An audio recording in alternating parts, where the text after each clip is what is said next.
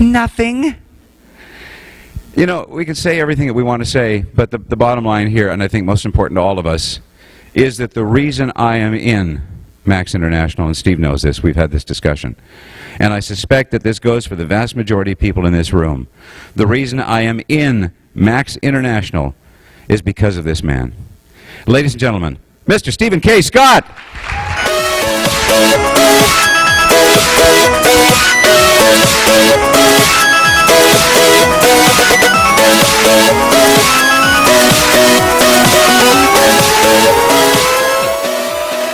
How sweet. And what a delight to be here and see so many people that we've come to know over the last few years. What a group here.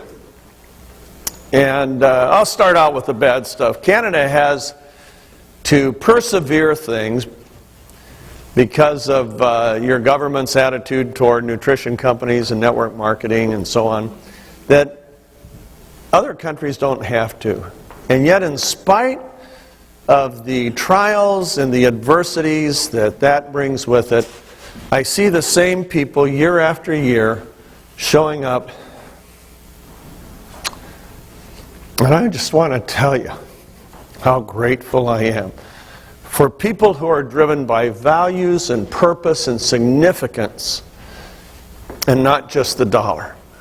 I love you guys, and I am so grateful all of you are here.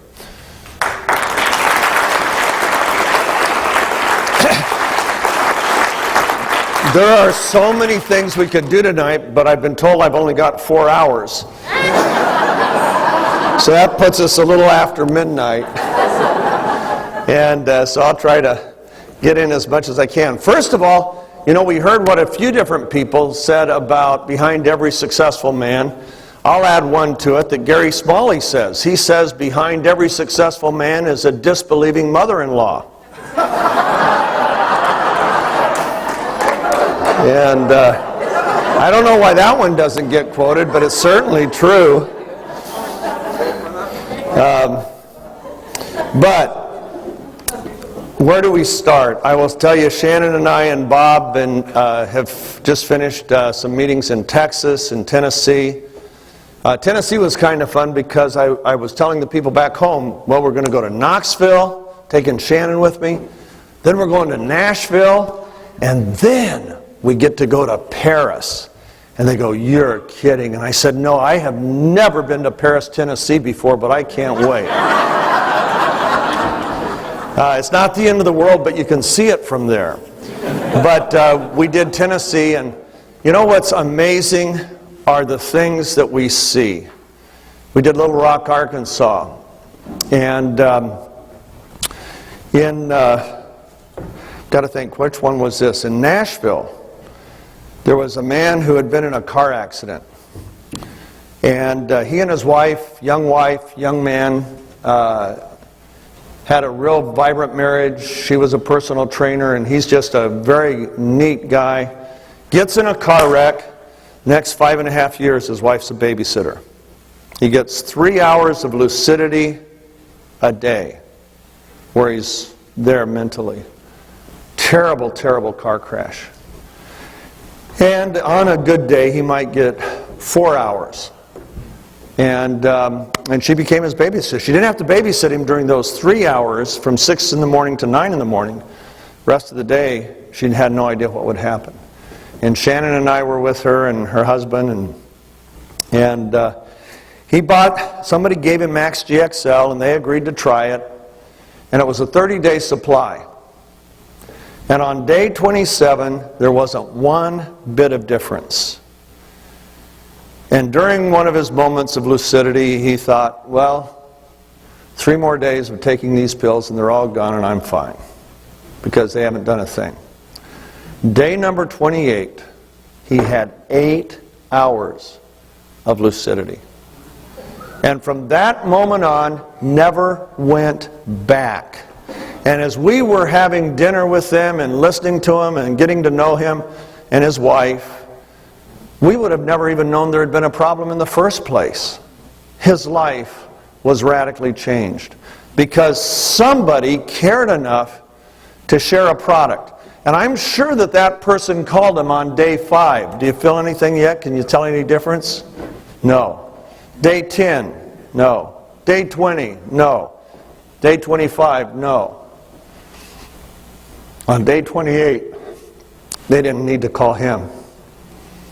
Because from that moment on, he can't shut up about Max. Tells everybody he knows. You know, we have Bishop Otis Clark here. And Bishop, I'm so grateful you're here. I'm looking forward to our time tomorrow. But I want you 3 to know that I know it's a long evening. And if he gets a little tired, I am fine if either you take a nap. It's okay if you close your eyes and just kind of meditate. And if you want to go lay down, you can even go lay down. But I'm just glad you're here. He is the oldest network marketer in the world.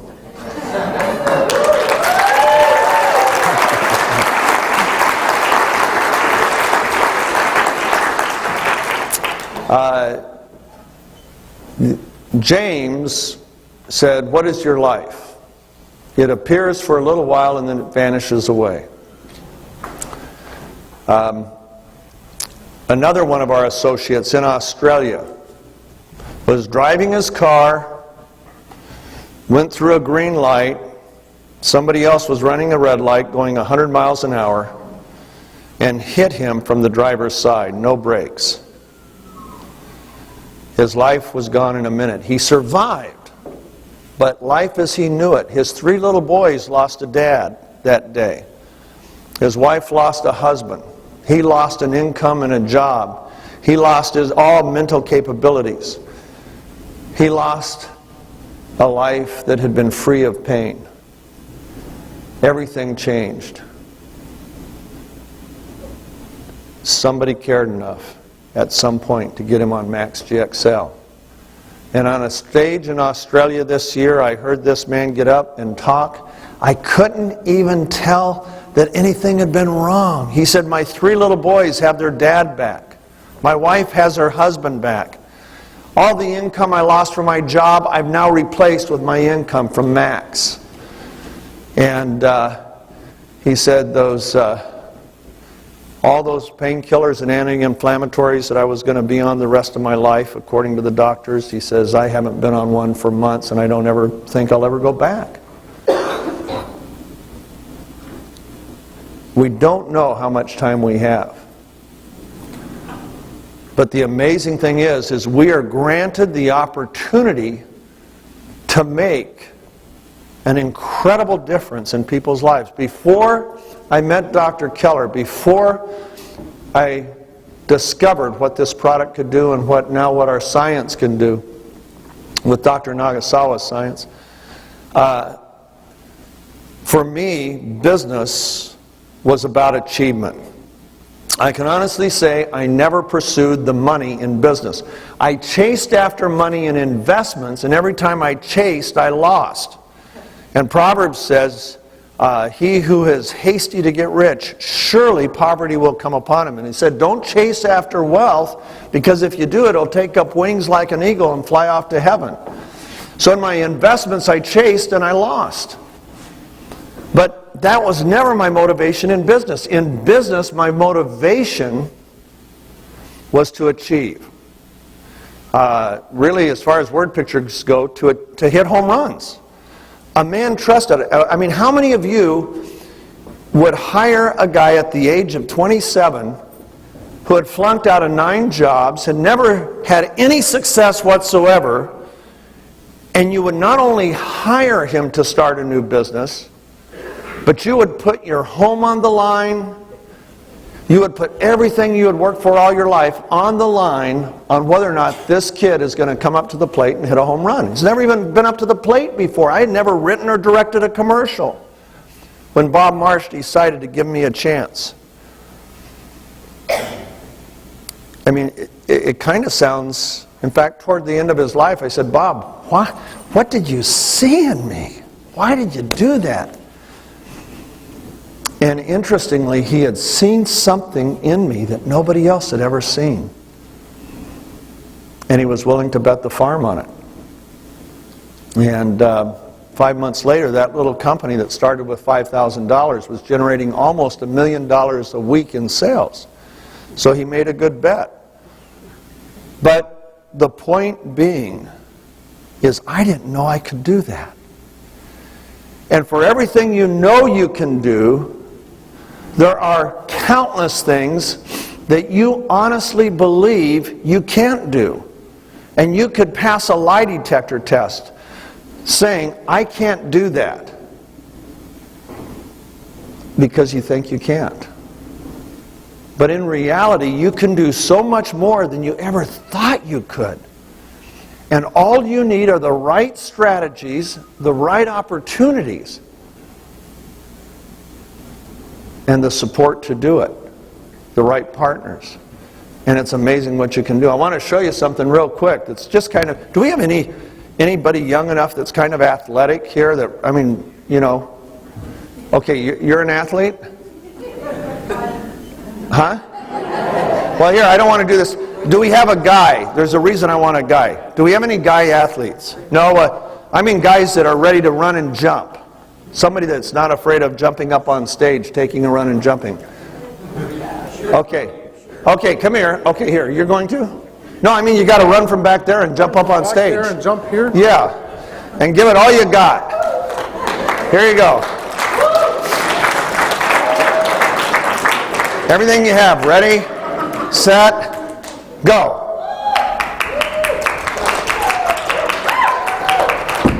Now did you see how much clearance he had? He jumped up here and he had a good ½ inch. Still standing. Now I want to show you something for fun. Can you see how tall this is? Next to me? Right? My son can jump over that. That's when he runs. When he stands still with his back to a bar and doesn't even run, he can jump over that. Now that sounds impossible. Do you know David Letterman said high jump is the one physical sport to which there's no logical explanation. How can a man jump higher? My son's only 6'1", 6'2", and yet he jumps 6'10". Standing, he can clear 5'10". See? Now if I had told him when he was 11 years old, now you can go back down. Thanks, Gil. Thank you. Yeah.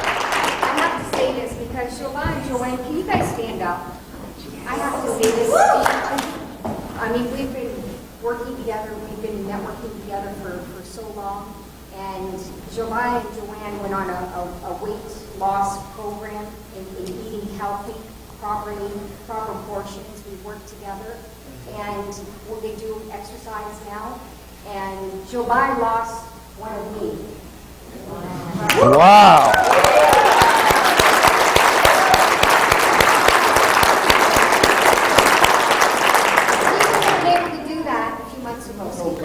Oh, really?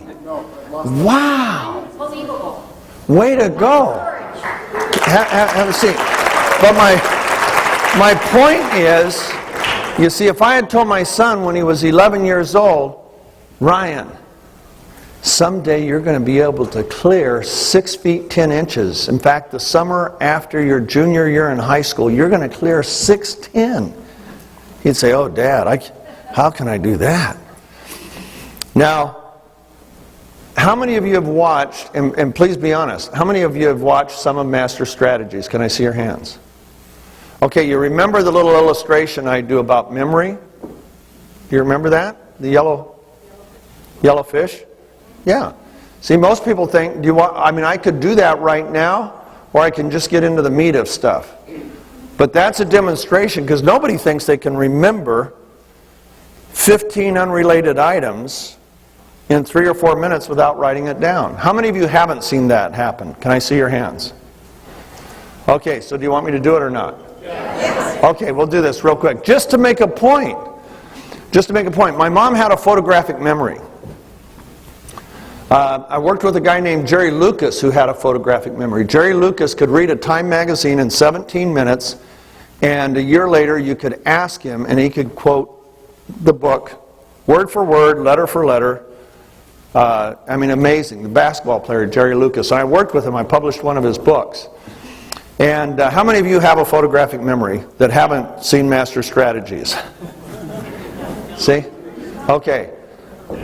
Everybody, and all of you could pass a lie detector. If I said you're going to memorize 15 unrelated words, and you're going to do it within 3 minutes, you're not going to write it down. You're not allowed to write it down. In fact, you're not even allowed to try to remember them. You can't even try to remember them. How many of you could memorize those 15 unrelated words in 5 minutes without writing them down in perfect order and recite them back? If you haven't taken Master Strategies, those of you who haven't taken it, how many of you think you could do that? See, and you could believe it, but now I'm going to prove you're wrong, but I do this for one reason, and I'll get to the reason in a minute. Okay, so we start out, and we picture that we hear something banging on this wall. Boom! Oh, that's it. Here. And we think, what is that? And all of a sudden, out of there comes this giant yellow fish.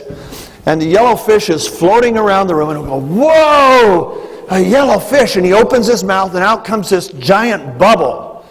And inside the bubble is Bill Clinton.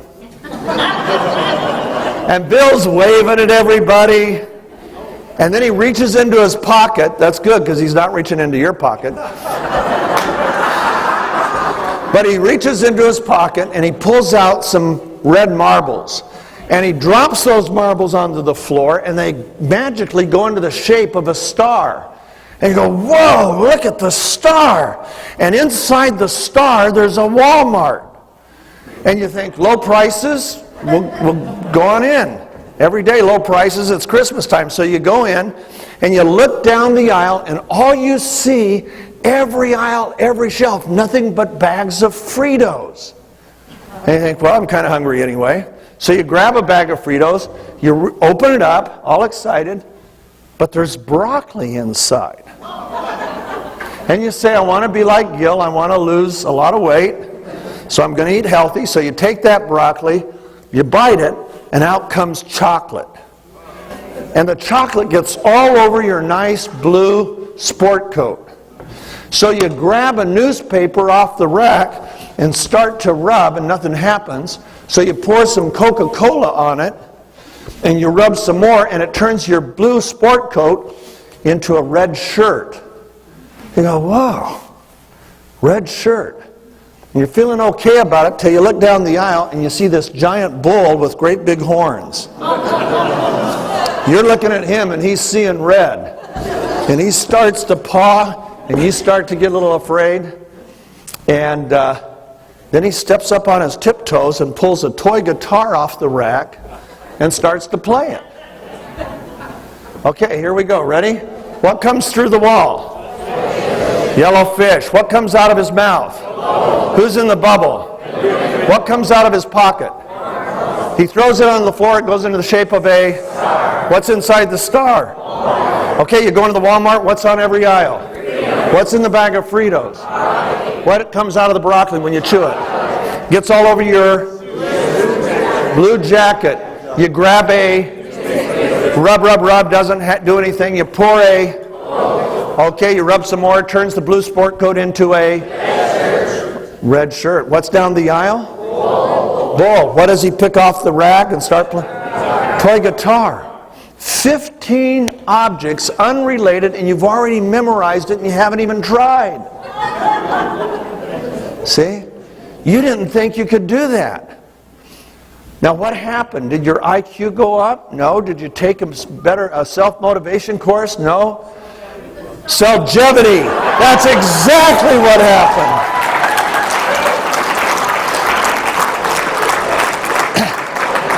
No, the only thing that happened was you had a different strategy and a different skill.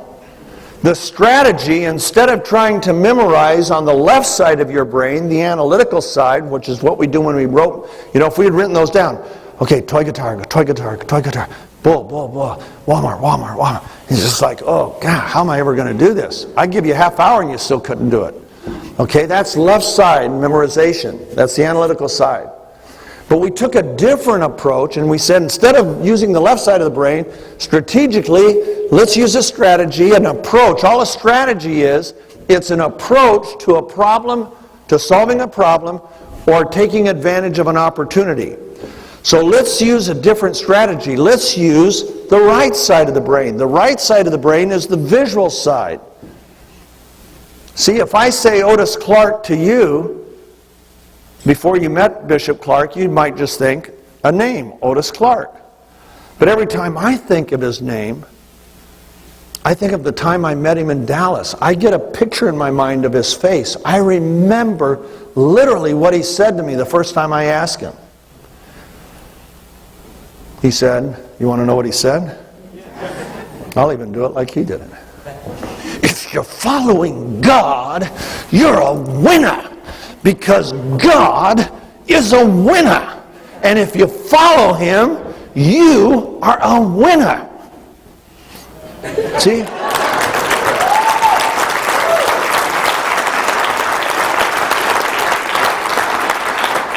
"92 years, that man has been making an eternal difference in the lives of people." When he started as a young man preaching, he didn't know he was going to preach for 92 years. He didn't know he was going to preach to thousands, tens of thousands, hundreds of thousands, or millions. He didn't know the time he was going to have. He was significant in one person's life at a time. This particular business is the first business I've ever been a part of in my life that allows each of us to be significant with the very first person we share the product with. Now you look at Chris and Tammy, or Mike, come up here. I mean, Chris and Tammy have earned $1 million in this business in 4 years. And you think, that's them, that's not me. You know what? They did it talking to one person at a time, one small group at a time, one larger group at a time. They didn't have an advantage. They didn't come in with hundreds of people following them from another company. They got into the trenches and they followed a particular approach, a particular strategy, and they added a tactic. See, now what we did, our approach, our strategy on this memory trick was to use the right side of the brain instead of the left side of the brain. And the skill that we used was creating pictures. Why? Because pictures stimulate the right side of the brain. See, I can remember so many faces. It's really hard for me to remember names. Names are left brain. Faces are right brain. So all we did, we approached the same problem or the same opportunity, but from a whole new strategy. And every one of you made yourself a liar because you said you couldn't do it, but you all did it. And the neat thing is, if you do this with a 5-year-old, the next morning they'll come in all excited and they'll start giving you all those pictures that I just did. It's that easy when you have the right strategy. You know, 2 of my 9 jobs that I lost were in banks. And the first one, I remember walking into a bank in Phoenix, Arizona that I was working for, showing up for work, and here was this massive vault. And I asked the branch manager, I said, how many possible combinations are there to that vault? He said specifically, now this is in 1970, when was that job? 74. He said 100 million combinations. And he looked at me and he goes, but only one works. He says, and we change it every day, and sometimes we change it 2 or 3 times a day. That's pretty cool. Now, here's what's interesting. You could try 99,999,999 combinations that wouldn't work. You could try them with faith, with diligence, with effort, with commitment, with belief, and they still wouldn't open that door, no matter how hard you tried. You could try them with a stick of dynamite and it wouldn't open that door. A bulldozer couldn't open that door. In fact, that vault, that particular vault, if there had been a nuclear bomb go off in Phoenix, Arizona, that vault would remain standing. Okay? I mean, I can't remember. I think it was 8 or 9 inches of steel reinforced concrete. It's just you can't break them. These things are unbelievable. And yet, if you have the right combination, you don't even need a lot of effort. It opens that door every time. And the key about master strategies is master strategies, they weren't theory. They weren't something I said, okay, now how am I going to succeed? Because someday I'm going to want to teach on this. What happened, I found 15 strategies in the book of Proverbs, and then 2 men mentored me in specific skills that allowed me to apply those strategies to business. And wherever those strategies are applied, they're life-changing. Once again, what's a strategy? It's simply a way we approach an opportunity or a problem.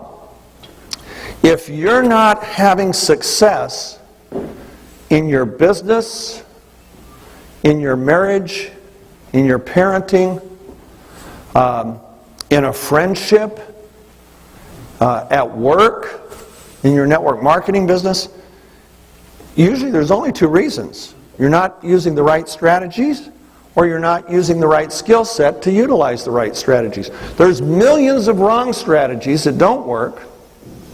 There's a few that really work. Larry King asked me one time, before we went on his show, and did the show, when we were just chatting before the show, he said, okay, what's the most important strategy?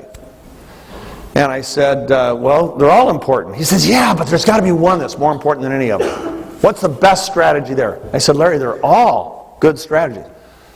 He said, but there's got to be one. And I said, well, there is one that's more powerful than any of them, for sure. Single most powerful strategy ever utilized. And he said, what's that? And I said, effective partnering. Nothing beats effective partnering. But if you don't have the 4 skill sets to utilize effective partnering or create effectively partnering, you're going to have ineffective partnering. Ineffective partnering accelerates failure. Effective partnering not only accelerates success, it takes the ceiling and all limitations away from success. My pay at the time I went to work with Bob Marsh was $18,000 a year, which was 50% more than I had made in the first 8 jobs. First 8 jobs I only made up to $13,000 a year, and then job number 9 I made $18,000 was my salary. And if Bob had said, okay, we're going to create a business, and in a few years you're going to be making $500,000 or $600,000 a month, I wouldn't have believed him. But that's what happened, because when I partnered with Bob Marsh, the ceiling of opportunity was vaporized. So there was no ceiling. So effective partnering, and we'll talk about that in just a few minutes on what it takes to effectively partner. Zig Ziglar asks a question. He says, how many of you believe that you could do something in the next 2 weeks that could make your life a lot worse? How many of you believe there's something you could do in the next 2 weeks that would do that? Okay? If you can't think of one, ask your wife. Okay, the opposite might be true. How many of you think there's something you could do in the next 2 weeks that would make your life better significantly? Okay, so the choice is yours. Now, strategies are wonderful. You can't win a war without a good strategy. You can't win a battle. Without a good strategy, Ryan couldn't have become a national champ in high jump. But without skill sets, strategies are worthless. I've studied history, and I always like studying the lives of generals. And our nations, we've had a few generals in American history. We've had a few generals that have been incredible strategists. One was Douglas MacArthur, who was in charge of the Pacific Theater in World War II.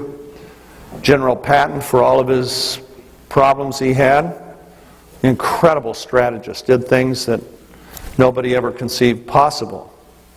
But if they didn't have planes that worked mechanically, if they didn't have pilots that knew how to fly those planes, if they didn't have bombardiers that knew how to use a Norton bomb sight, if they didn't have gunners that could fight off the enemy fighters, if they didn't have all those things, if they didn't have troops that could shoot straight and hit a target, if they didn't have artillerymen that knew how to triangulate a target, strategy would have meant nothing. So for every good strategy you employ, you have to have the skill sets. And in Master Strategies, we teach 15 strategies that are awesome. Honestly, if you apply 3 or 4 of them, your life will never be the same. There was a man in, Cleveland, Ohio.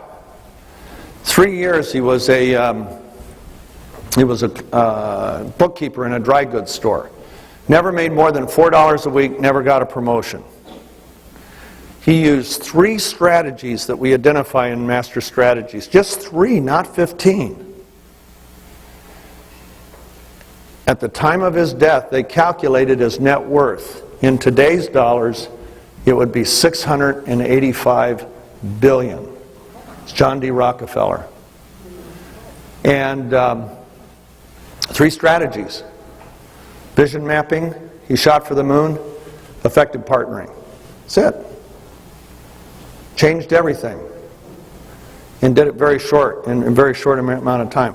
So, don't think you're limited, or what creates the ceiling is your education. Rockefeller didn't have a college degree. Don't think what limits you is your lack of funding. He had no money. $4 a week, it's hard to have a good savings plan. What limits you is how you approach things. Now, there's a lot of junk out there, like the power of positive thinking and the law of attraction. I hope I don't offend any of you. But all that's bunk. Nobody would be attracted to Donald Trump's personality.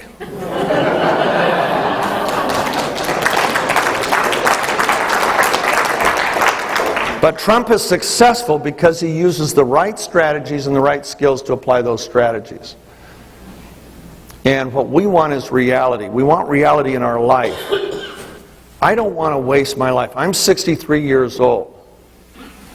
And in the last 6 or 7 months, I've really been examining myself. I want to make the remaining time I have on earth, whether it's a few more days or dozens of years, I really want to make them count. I want to make them count for eternity.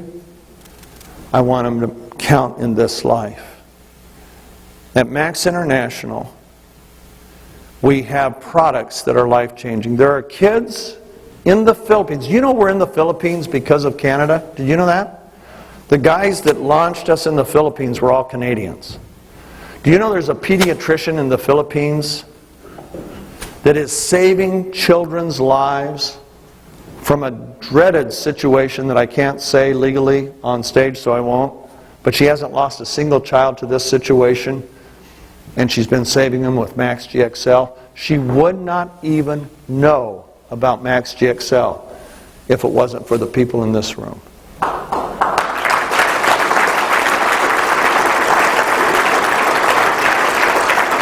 We had a lady in Salt Lake City who has 3 sons. One's Down syndrome.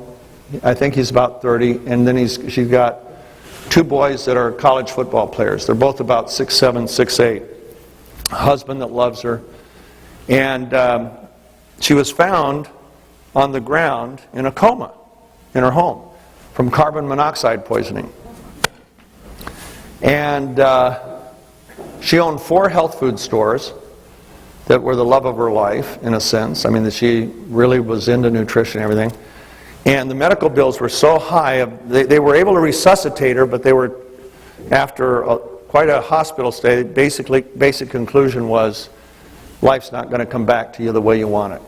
Life's going to be miserable the rest of your life. There's nothing you can do about it.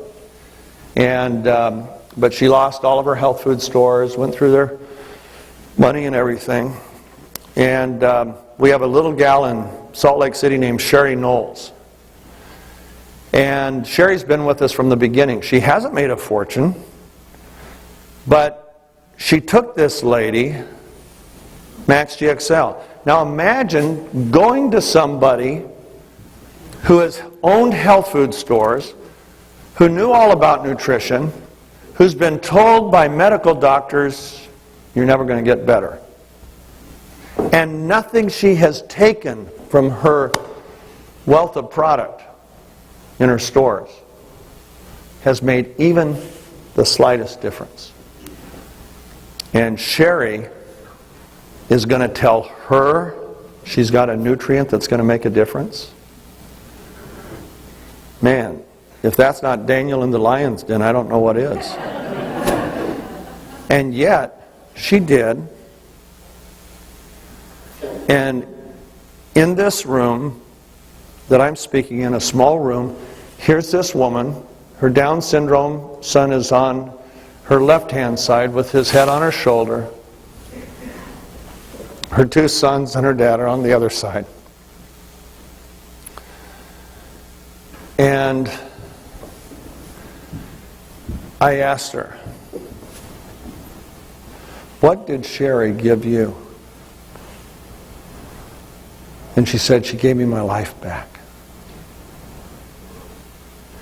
And then before I could say another word, the 31-year-old Down syndrome boy took his head off his shoulder and he says, yeah, she gave me my mom back.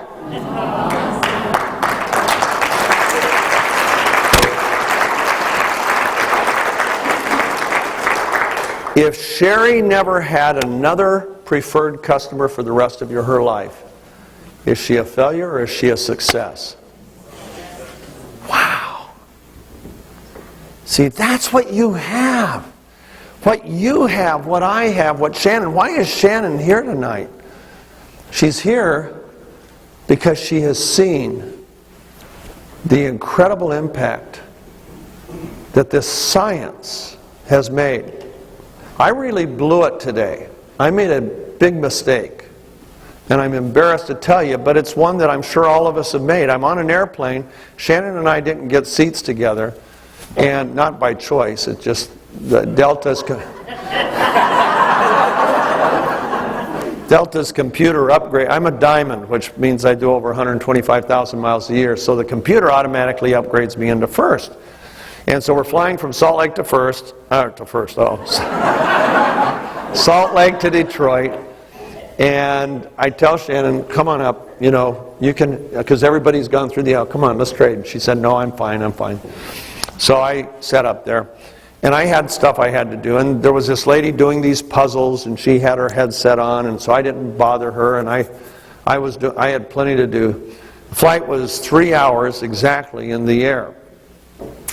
They tell us that we're on our final approach, turn your computers off and all that stuff, and so we both do our stuff. And this lady, I said, I'd asked her before we took off what she did, and she goes around. I said, how do you like your job? And she says, I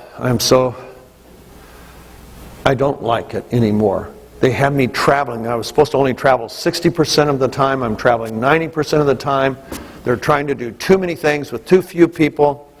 She trains people in hospitals in some software application. And she said it's miserable. And we start talking. And between then and the time the plane landed, by the time we landed, she wants Cellgevity for her husband, who's an athlete. She wants ATP for her husband, who's an athlete. And she has a sister who has a medical situation that she wants Cellgevity for. And all that happened in probably the last 10 or 12 minutes of the flight. And I felt so bad because I took for granted that just because she was working a puzzle that she had no, And she's in the medical field, and she deals with hospitals, and she had told me a little bit of her background before we took off. So I just kind of thought, I'm not going to talk about it. And if I had started talking to her even 15 minutes earlier, I could have taken her into the science. I could have given her such a foundation. As it turns out, she doesn't need it. She's just really excited now to try the product. But I know the right things to say. I've learned how to say it even in short periods of time. But the point is, I didn't consider her a potential customer or someone with a need. Her sister has a situation that you wouldn't believe, but I've met a lot of Max people who have had transformations from that situation. So I know what's going to happen when her sister gets on the product, because I've seen it so many times. But isn't it too bad that I had kind of self-edited her out of the picture, and I might not have said anything. And her husband's about to go through a surgery. And I know what Max can mean for that. See, and I almost didn't say anything. And so there's 15 strategies. We have a few minutes to talk about any one we can. We could talk about partnering. We could talk about communication. We could do the personality type. Partnering. How do you find an effective partner? Okay, that's a great question. Let's talk about partnering, because partnering is the life changer. Partnering involves 4 skills. The good thing is it doesn't involve 100 skills. It only takes 4. Now those skill sets break down a little bit, and all of this can be found. You can write this down. You can get the book, Mentored by a Millionaire, and it's on my website, or Amazon Canada. I mean, it's so you can go to Amazon. Just Amazon Canada is probably the cheapest price, best shipping, and all that. So just to get it. So what I'm going to tell you is in Mentored by a Millionaire. It's in Master Strategies. It's in Simple Steps to Impossible Dreams. But there's 4 skills to effectively partnering. Number 1 is identifying your need. You don't need to partner in everything, but you do need to partner where you have a need. We all have a handful of strengths. There's about 5 things, only 5 or 6, but I think there's 5 if I went to count them, that I do really, really well. As good as anybody I know. But only 5. But there are millions of things that I am terrible at. Most of those totally worthless. You know, some people define themselves as technically challenged. I'm technically brain dead. There's no life whatsoever there. And we have a chief technology officer named Jeff Hansen. And I'll ask Jeff a very simple question. How do I change my password? And he'll say, well, you do this, this, this, and this. And I'll say, come again? He says, Steve, it's so easy. No, it's easy for him. It's not easy for me. So he comes to my computer and he changes the password. That's how technically brain dead I am, see? But what we have to do, the first thing you have to do before you use these skills is you have to know what you want to achieve. So even before you identify the need, what do you want? See,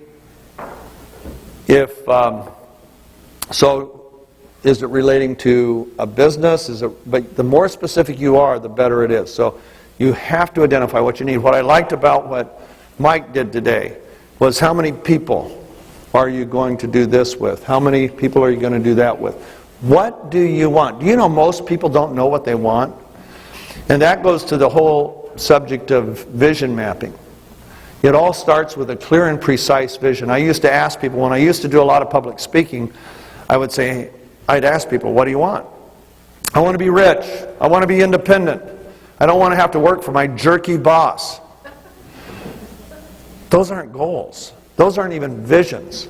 That's like abstract art. I've never gotten abstract art. Okay? It's got colors in it. that make no sense, have no beginning, no end, no purpose, and people pay millions of dollars for it. And I don't get it. Well, most people, that's about as clear as their visions are. They only think in general terms. Nobody ever accomplished anything in general. We didn't just win a war. We had to know where the enemy was. We had to know how we're going to approach that battle. We had to know the defenses, how we're going to get through those defenses, how we're going to penetrate them, how we're going to... I mean, there's so much. You can't... General means nothing. Edison defined every project he ever did. He had a clear and precise vision. He would specifically state what he wanted. For the light bulb, he said, I want an affordable, incandescent light bulb that will last, and I can't remember how much time, but he had that anybody will be able to afford. And then he drew a picture of what he thought that might look like. Why did he draw a picture? To activate the right side of the brain. See, we don't forget pictures, but we can forget words. And so you have to, first of all, know what you want. If you want to be a diamond in this business, then you need to know that. But many of you might think, I don't want to be a diamond because I look how hard they work. I don't have that time. I just, you know what, I want to help people. Great, that's a whole different vision. See, that's Dr. Nagasawa's vision. Dr. Nagasawa, when he came to us, he was asked by Joe Wojtycki when Joe was doing due diligence as an attorney in New York for us on the ribosine compound and on the Celgevity company. Joe asked Dr. Nagasawa, why are you looking at these guys instead of Merck or Pfizer? Any of these big pharmaceutical companies would go nuts to get what you have. And his answer was, I don't need money. At the time he was 81. He said, I got all the money I'm going to live on for the rest of my life. He said, but 3/4 of the world's population have no options when they get sick. In North America, we have options. We get sick, we go to the doctor, we get medicine, we get surgery. We often have various alternatives. 3 out of every 4 people in the world don't have any of those options. Either their immune system rises to the occasion and it wins, or it doesn't, and they lose. And he says, I want to get to those 3 out of 4 people in the world. And I think you guys can do it faster than anybody. See? It wasn't for him about the money. It wasn't about generating. Now, there's nothing wrong with saying I want to be a crown diamond in Max. That's okay, because you want to know something? Money can accomplish a lot of things. We have a friend that got very sick. He's 20 years old. And he's on a Mormon mission in Argentina. And he evidently picked up a terrible bacteria, kind of like E. coli, but worse, on something he ate. And his liver and his kidneys shut down. He had a stroke. Last Saturday he was on the verge of death in Argentina. And because people in the Mormon church give a lot of money, they tithe, the church takes care of those situations. And now they even sent an air ambulance down to bring him back. That's probably a $150,000, $200,000 flight. But if people didn't give, they couldn't do that. And you got to have money to give money. But more important than any of our money is what's inside of our heart. What we can give. Okay, back to effective partnering. I'm sorry I got off the subject. But what I want, if you don't leave here with anything else except purpose and the realization that you are incredibly significant, not only to the people you personally get onto our products, but because of your success, we get to go to more countries. And in those countries, we're changing lives that would never be have a prayer. No access to anything good. And we're taking good into those countries because of what's been happening here and in North America. Okay, so number one, you got to know, have a clear and precise vision of what you want in any situation. At one point, my son Ryan said, I want to win a national championship in high jump. He had taken third in the nation at 12, fourth the next year, fifth the next year,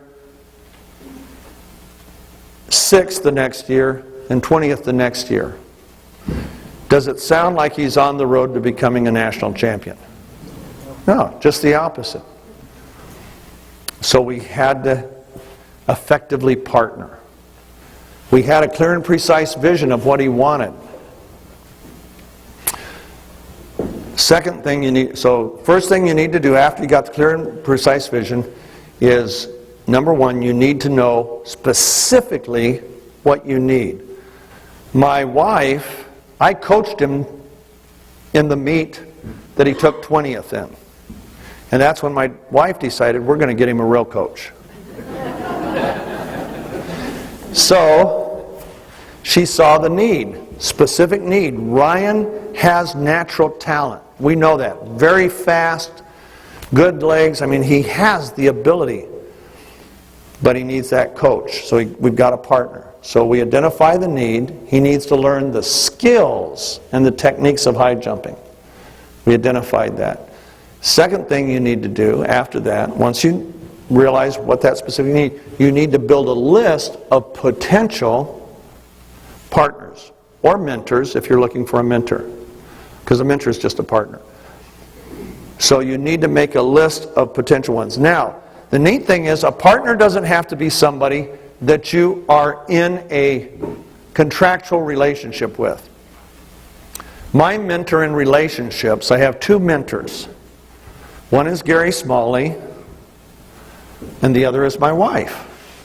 Women have a built-in relationship manual that men don't have. Ours was destroyed at birth. We have a little thing called a testosterone wash. And it disconnects the right side from the left side of the brain. And the marriage manuals are on the right side of the brain. And so anyway, so Shannon's a mentor to me in that, but Gary Smalley is also a mentor.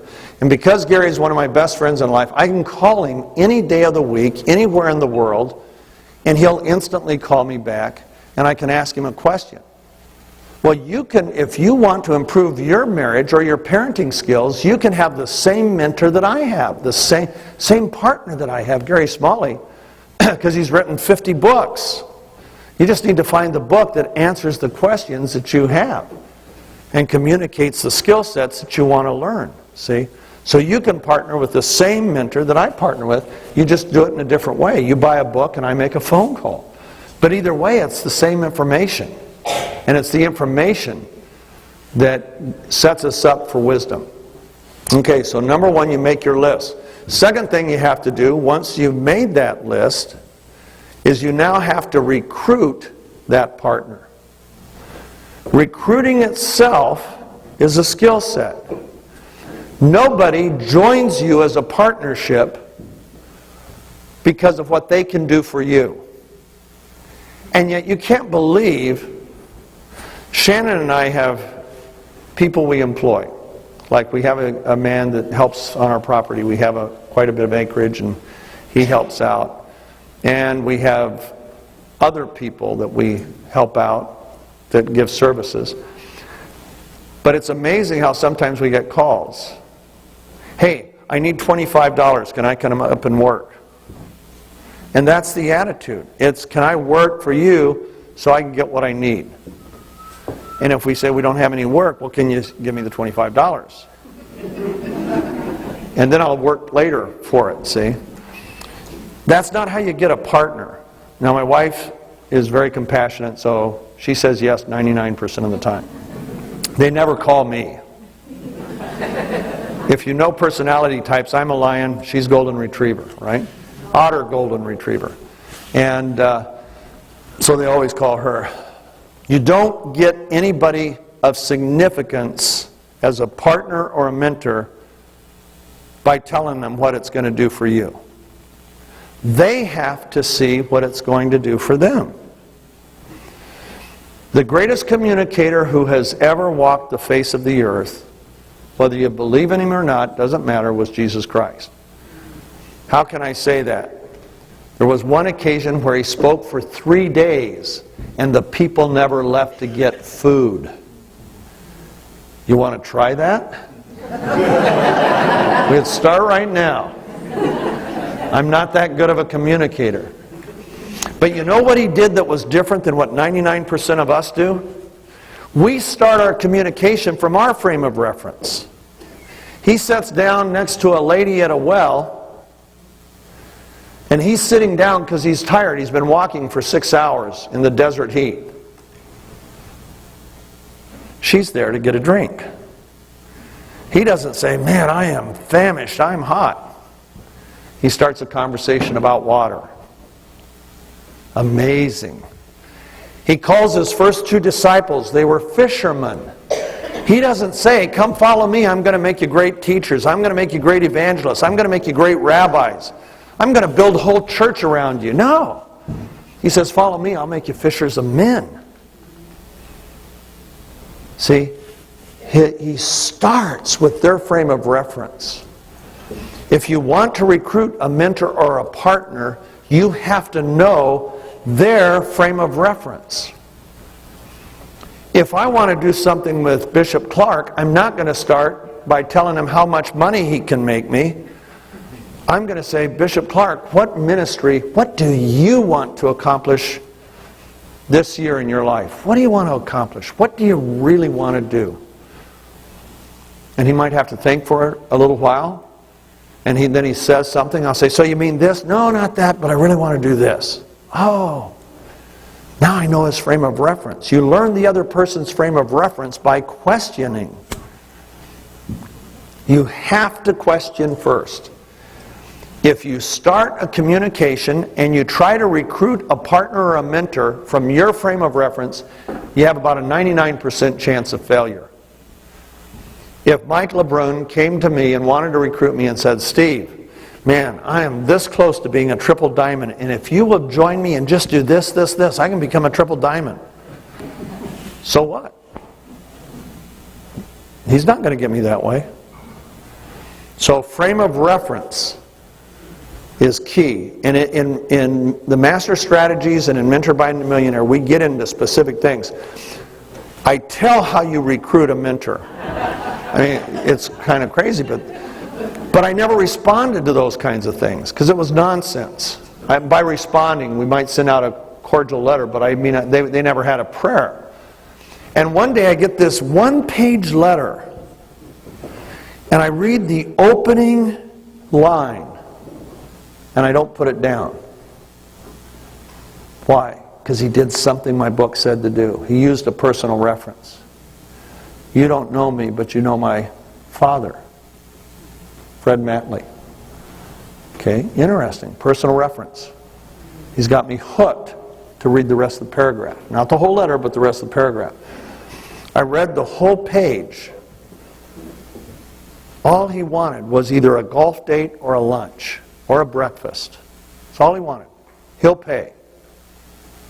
But I've got this. I mean, I had to call him. I couldn't say, at the time my assistant was another person, I couldn't say, get this guy on the phone. I mean, I just real quick dialed. I had to connect with this guy. He nailed me.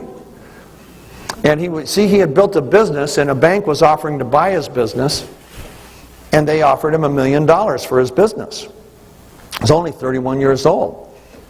And so we got together for lunch, me, he, and his partner.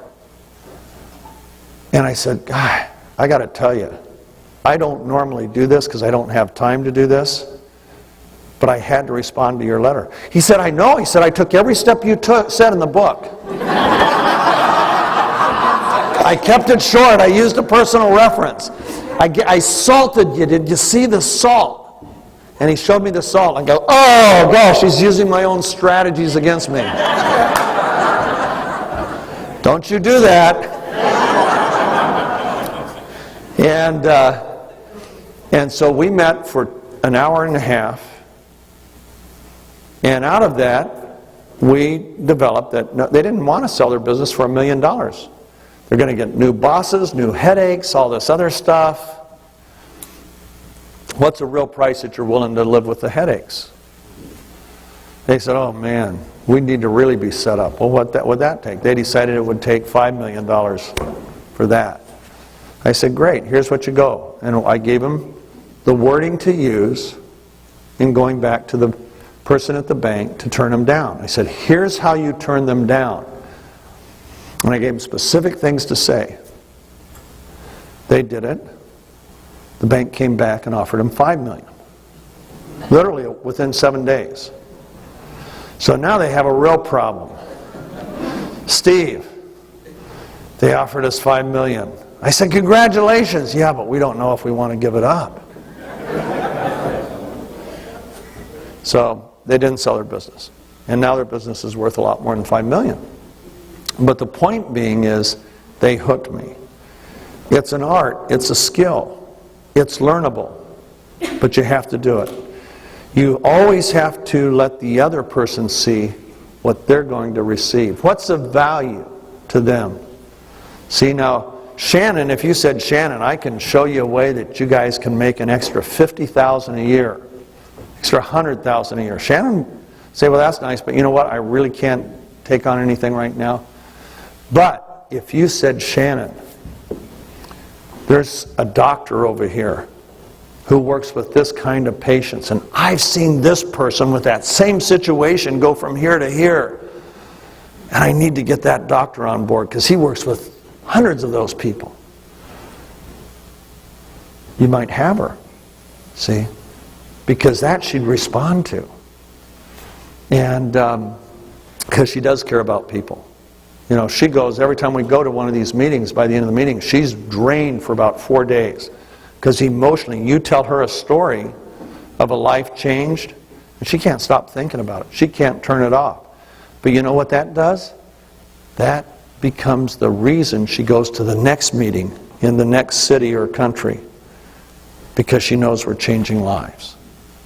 So you need to know their frame of reference. So we get into that.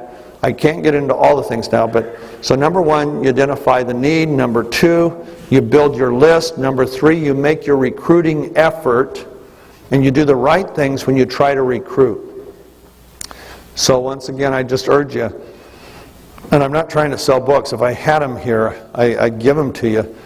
But if you have master strategies, go watch.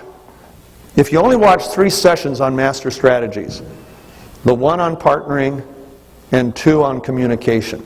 If that's all you watched, it'll change your life. Because most people are terrible communicators.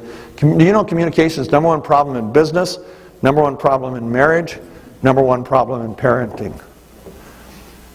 I can almost hear my wife now saying, preach it, honey. We went to a counselor a while back and I found out I'm not communicating like I should. And Shannon says, you teach people this. Gary Smalley was in Hawaii. And they're at a fast food place. And he and Norma are getting a little heated, a little bit. And he goes up to order the stuff. And the waitress says, sir, I kind of overheard what you and your wife were talking about. And he goes, oh, yeah? She said, there is this guy named Gary Smalley. He has a great book that'll really help you solve all these problems. And there was Norma listening. Uh-huh. So, anyway, last but not least, and this is where most partnerships fail, is in this last point. It's effectively utilizing and motivating the other person, the mentor, the partner. A lot of people will get people in, but then they fail to motivate. They fail to utilize. One of my dearest friends in life is a brilliant financial analyst, and this small brokerage house just made this massive effort to try to recruit him. He had a weekly radio show in Phoenix, Arizona, and they really wine him and dine him, and they finally recruit him in. And he's brilliant. And so here he tells them, he's got all these indicators he watches, and he says, okay, here's what's happening this month. We need to move our people from here, our investors, or the people we manage, from here over to here. And the wife and the husband said, we're not going to do that. We don't believe that. We think they should be doing this and this. He said, oh no, look it. We got 16 indicators. Here's what they say. Here's what we need to do. And decision after decision after decision, they micromanaged and they didn't utilize them. And 9 times out of 10, he was right and they were wrong, but it didn't make any difference. They were so arrogant and so full of themselves that they destroyed the very partner they had recruited. So they got nothing out of it. And we do that with our partners, our employees, our friends. We bring them in to accomplish one thing, and then we try to tell them how to do what they do best. We brought them in for their strengths, but we think we can improve on their strengths. See, you need people that have strengths that you don't have, so why would you try to... See, if this little company had listened to Tom Delnos, they would have become a very big company. But they wouldn't listen to him. They saw the fruit on the tree, but when they picked the fruit off, all they did is cut it up. They didn't eat it, they didn't utilize it, they just cut it up. Trashed it. So motivation and utilization. Motivate. There's 2 ways to motivate. Not 3 or 4, there's 2 ways. Everybody motivates in 2 ways. We motivate with fear, or we motivate with honor. Fear gets an immediate result, gets a quick result. Do this or else. Do this or you're grounded with the kids. Do this or I'm not going to do that. You know, that's fear. Now sometimes there's nothing that'll motivate except fear. We've got a child like that.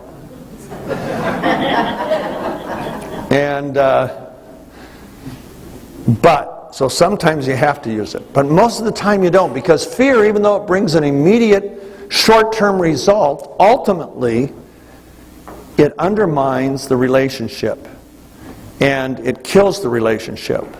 If you motivate with fear, people start looking for other opportunities to do something with somebody other than you. The other way, and Gary Smalley taught me this, is to motivate with honor. Now in reality, my partner, Bob Marsh, who recruited me when I was 27 and he was 52, that was the only way he motivated me, was with honor, encouragement. And we get into, in Mentored by a Millionaire, we get into specific things, and same thing on Master Strategy, how you can motivate with love or with honor. Now that doesn't necessarily get the short-term turnaround, but it gets the long-term value. You see, nobody could have ever recruited me away from Bob Marsh, ever. Could have offered me any amount of money, offered me a palace, offered me anything. I would not go, because Bob was my second dad. He became my second dad. I love that guy. I'd do anything for him. Nobody had a chance. At American Telecast, people did not quit. Of all the employees we had, usually the only ones that quit were people that quit because they had had a baby and they decided they wanted to stay home and raise the child. And we always applauded that. But nobody quit on us. We had a few bad apples that embezzled from us, but nobody ever quit on us. And because they were motivated with honor. And that's how you get the most out of a partnership. And as you build your teams, you know, for someone in your team, Mike has a team, and different people on the team want different things out of the experience. So if he's going to be a good leader, he needs to know what each one of his team members that he's mentoring or leading, what they want. And if he has never said, what do you really want out of this, then he can't lead them. Not effectively. Not as effectively. Unless he just has a natural gut feel for it. Some people do. Bob Marsh, my mentor, he could look at somebody, spend 5 minutes with them, know what motivates them, never had to ask questions. He'd figure it out. This person wants this, here's how I'm going to motivate them. Not manipulate, motivate. Two different things. Manipulation is getting somebody to do something for my benefit. Motivation is getting somebody to do something for the benefit of the whole. Them, me, and others. Big difference. I've given you plenty. I'm over time. I'm going to give you one more thing that I'd like to give you and tell you a story. What makes Max different? Number one is we transform people's lives physically, and we have the power to transform their lives economically. We have a guy in the Philippines who made $75 a month to support himself, his wife, and their 2 kids in a little tiny house that was barely the corner of that room. Today he's a diamond in our organization, helping lots of other families. I think he's probably 35 years old. And over there, when they start making a lot of money, usually they get a better house. Sometimes they get a car, because most of them don't have cars. But then they don't start spending on themselves. They start using their money to bring in family members and relatives and friends, and then really training them. It's amazing, because they want them to share in what they have accomplished, see? And so number one, we transform lives. Number two, we enable people to become significant before they're successful. And when you're significant before you're successful, then your success always has significance. That's amazing. You see, Sherry Knoll could die tomorrow, but that woman whose life was changed will still have a changed life. Her sons will still have a mom. Her husband will still have a wife, because Sherry Knowles made a difference. And it's not only the difference in the lives that you make firsthand, but if you change this person, don't even change this person's life, but you get them excited about the product, and they tell this person over here, and then this person over here has a transformation. This person over here might be that child in the Philippines. It might be that man in Australia that got hit by a car moving 100 miles an hour. It might be that man in Tennessee whose wife had to babysit him around the clock. But if you don't share with this person, who shares with this person, who shares with this person's life is changed forever. Generations. His son, his dad. Totally changed life. Who shared the product with you?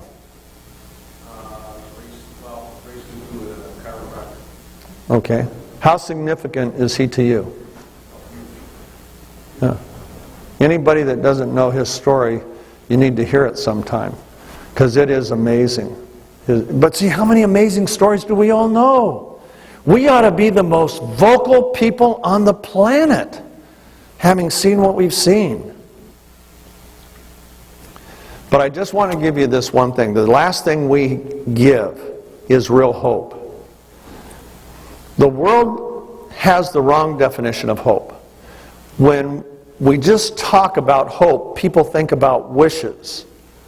I hope it's a nice day tomorrow. I hope somebody I've been telling about this ends up coming. I hope they become a Max associate. But that's wishes. That's not real hope. Real hope is infinitely more powerful than a wish. It can bring about transformation that can affect millions of people. True hope. True hope. So what is it? Here's the right definition of hope. If you have a pencil, you ought to write it down if you don't already know it. And this is taking everything that Proverbs teaches about hope and putting it into one definition. Hope is the well-founded, confident belief that that which is promised, pursued, or committed will be achieved within a specific amount of time. I'll repeat it. Hope is the well-founded, confident belief that that which is promised, pursued, or committed will be achieved within a specific amount of time. The most important thing in here is the well-founded, confident belief. So underline well-founded.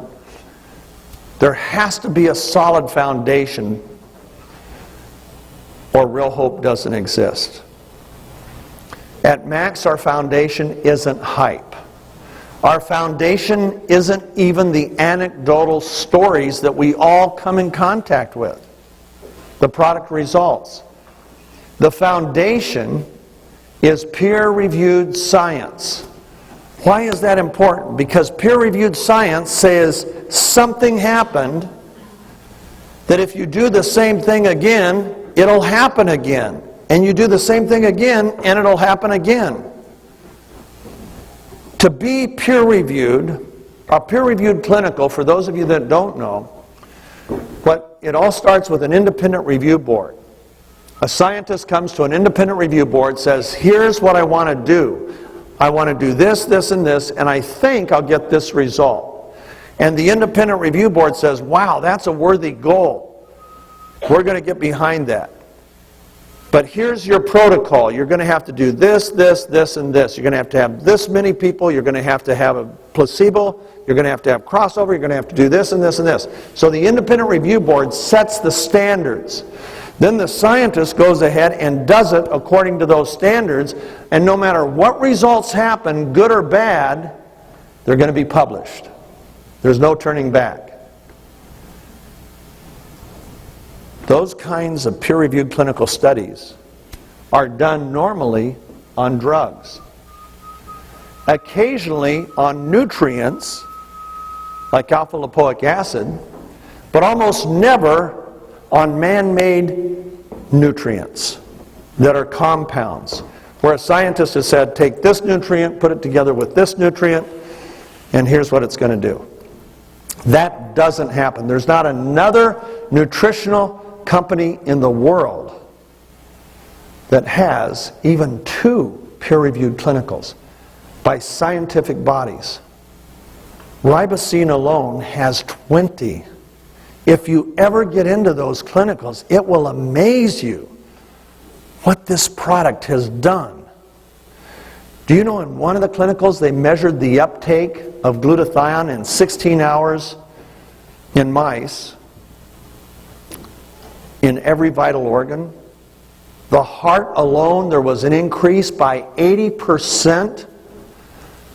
The muscle tissue increased by 150%. It's glutathione. I mean, that's just one. And it did it for each of the organs. Another one, they bombarded mice with radiation, the kind of radiation you get for a heavy cancer treatment. Survival rate of the mice on ribosine went from the mice without ribosine, only 23% survived.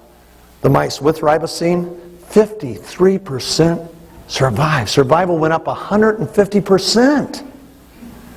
I mean, these clinicals are amazing.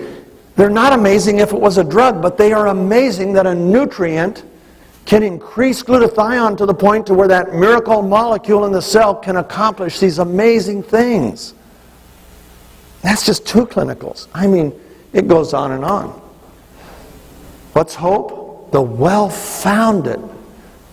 Now, what else goes into that cement? Are the results we see. Strength and conditioning coach for the Seattle Seahawks breaks 5 world records in one day. That goes into the cement, part of that foundation. And all the stories we know go into that foundation. But the real foundation is science. Other companies don't have that. We do. Other companies don't have the kind of transformations we see. We do. Hope is the well-founded, confident belief that that which is promised, pursued, committed, will be achieved within a specific amount of time. Always got to have a timetable. That creates hope. Why? Because my goal is over here, and my timetable is 3 months. And I'm here. And 1 month later, I'm here. And I go, whoa! I was there. That's where I'm going to be. I'm here. I'm right on schedule. What does that do for my hope? Pours gasoline on the fire. More hope. Now I'm here. Remember when you used to go on long driving trips as a kid? Mommy, how much further? We're not even close. 8 hours away. Ugh. But all of a sudden they say, we'll be there in 20 minutes. And what happens? Whoa, no matter how tired you are, you're excited because you're going to see your cousins or your friends. See? The closer you get to that goal, the more hope gets fired up. But it never happens if you don't have the specific destination and you don't have the timetable that you're measuring your progress against. Let's fill each other's lives with real hope. And if we do that, there's enough people in this room right here. I promise, there are enough people here. If you begin to capture that kind of hope, we can change together, right here, millions of lives in countries Max hasn't even gone into. I think I have the absolute best partners on earth. And a bunch of you are right here. Thank you so much. We love you.